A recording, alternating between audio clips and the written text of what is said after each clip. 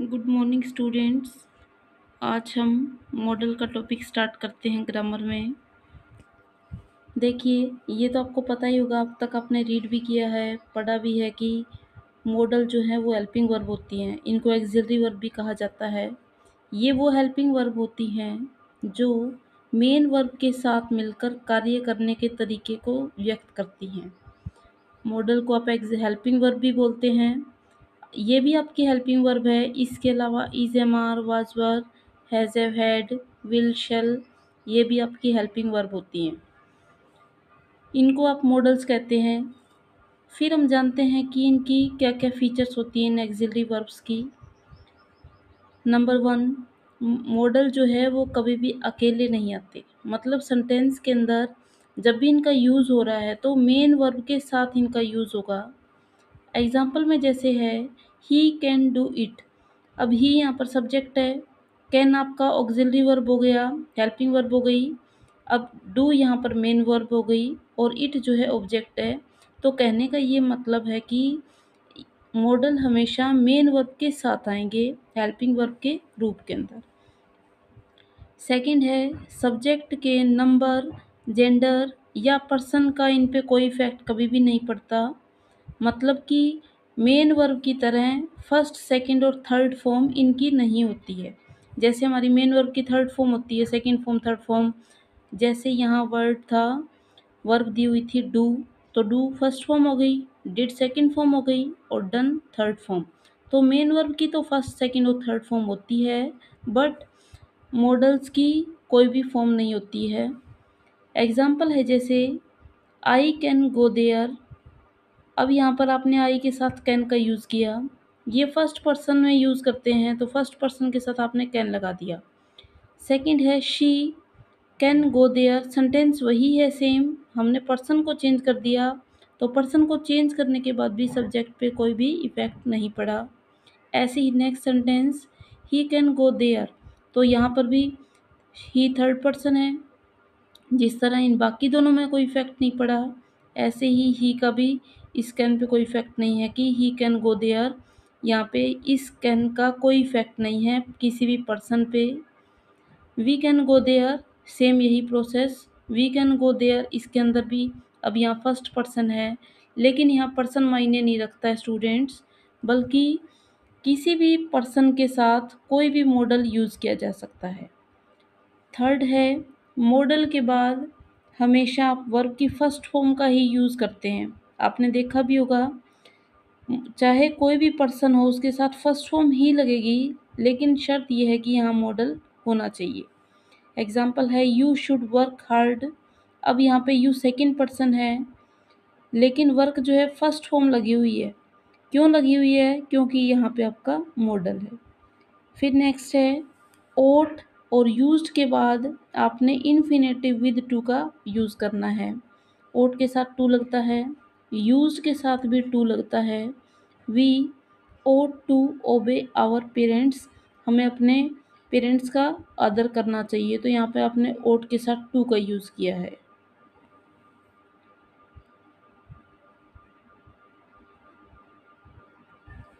Next चलते हैं।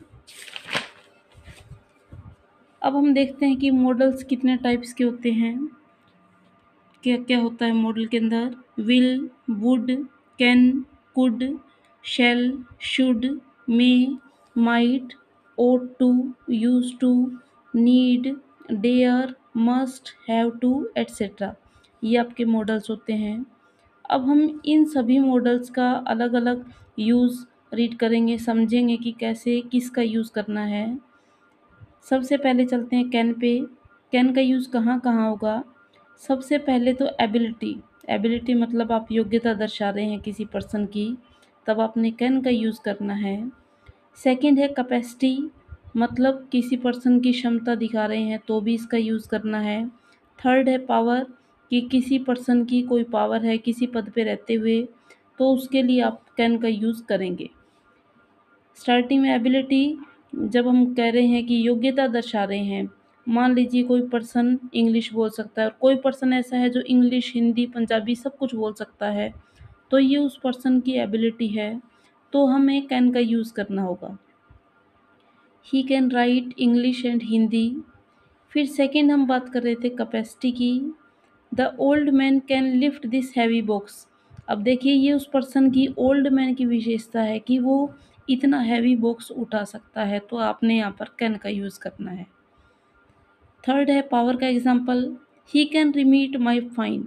मतलब उस पर्सन के पास इतनी पावर है कि वो उसका फाइन जो है माफ़ कर सकता है।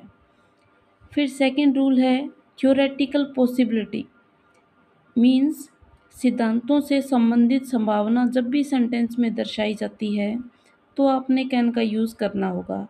एग्जाम्पल है every one can make a mistake. हम यूजुअली भी कहते हैं कई बार गलती हर किसी से हो सकती है, तो आप वहाँ कैन का यूज़ करेंगे। थर्ड रूल है परमिशन देने के लिए। मान लीजिए आप किसी को कह रहे हैं कि आप अभी जा सकते हैं, तो आपने वहाँ पर कैन का यूज़ करना है। फोर्थ नंबर पे है हैबिट या नेचर को एक्सप्रेस करने के लिए। किसी पर्सन का कोई नेचर है, मान लो कोई धोखेबाज इंसान है तो वो धोखा ही दे सकता है, कोई ईमानदार इंसान है वो किसी को नुकसान नहीं पहुंचा सकता। तो ये उन पर्सन का अलग अलग नेचर है, उसके अकॉर्डिंग हमें यहाँ पे कैन का यूज़ करना होगा। नेक्स्ट है यूज़ ऑफ कुड। आपने कुड का यूज़ कहाँ करना है? अब देखिए जब आप कैन का यूज़ कर रहे थे तो आपने एबिलिटी, कैपेसिटी, पावर वगैरह का यूज़ किया। अब जब बात आती है कुड की, तो कुड ये तो आपको अच्छे से पता होगा कि कुड कैन का पास्ट फॉर्म है। आप जब डायरेक्ट इनडायरेक्ट करते हैं तो उस टाइम आप देखते भी कि हम कैन को कुड में चेंज कर देते हैं। एग्जाम्पल है जैसे ही said to me I can do it. अब देखिए डायरेक्ट स्पीच के अंदर यहाँ इन्वर्टेड कोमा में हमने यहाँ पे कैन का यूज़ किया है। जब हम डायरेक्ट से इनडायरेक्ट बना रहे हैं तो आपने इस कैन का कुड यूज़ कर देना है, पर्सन को चेंज कर देना है सब्जेक्ट ऑब्जेक्ट के अकॉर्डिंग। ही सेड टू का आपने चेंज किया टोल्ड के अंदर। मी इन्वर्टेड कोमा के स्थान पे आपने दैट कंजक्शन का यूज़ किया। आई यहाँ पे फर्स्ट पर्सन है और फर्स्ट पर्सन किसके अकॉर्डिंग चेंज होता है? सब्जेक्ट के अकॉर्डिंग। तो सब्जेक्ट के अकॉर्डिंग चेंज किया तो आपका यहाँ पर ही आ गया, और कैन को आपने कुड में चेंज करना है, ही कुड डू इट। तो आई होप आपको समझ में आ गया होगा कि कैन का पास्ट फॉर्म है ये, और डायरेक्ट से इनडायरेक्ट में इसका यूज़ होता है। नेक्स्ट रूल है पास्ट एबिलिटी, पावर, कैपेसिटी को एक्सप्रेस करने के लिए तीनों पॉइंट्स वही शामिल होंगे, सिर्फ इनके अंदर आपने पास्ट ऐड कर देना है कि पास्ट की एबिलिटी होनी चाहिए, पास्ट की ही पावर होनी चाहिए और पास्ट का कैपेसिटी शो करना चाहिए। एग्जाम्पल है when he was young he could drive A car. मतलब जब वो युवा था, छोटा था, तब वो एक कार को ड्राइव कर सकता था।